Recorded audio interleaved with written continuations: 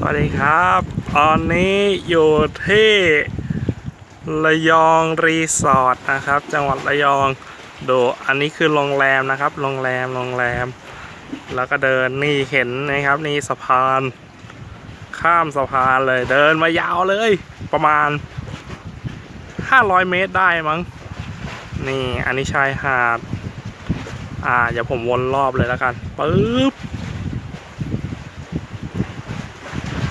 โอ้เย่ร้อนมากไม่มีใครเลยนี่วนรอบ1 รอบโน่นอันนู้นเป็นท่าเรือนะครับท่าเรือชูโอ้นี่อันนี้ผมมาอยู่ปลายสะพานบอกเลยว่าเหนื่อยมากน่าตกปลาจริงๆแต่สวยฮะเดินมาสวยมากลมเย็นสบาย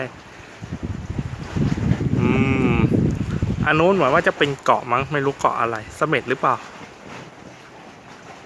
แต่ไม่เห็นเรือข้ามไปนะผมก็ไม่รู้เหมือนกันไม่เคยไปนู่นมีเรืออยู่ลำน้อยนู่นโอ้อันนี้เป็นสะพานไม้นะครับดูสะพานไม้ใครที่อยู่ที่ระยองหรือว่าอยู่ไกลไงสามารถมาพักผ่อนได้นะครับที่นี่เลยสวยมากเป็นที่อยู่ใกล้กรุงเทพไม่ห่างไกลมากเดินทางมาประมาณ2 กิโลก็ถึงละ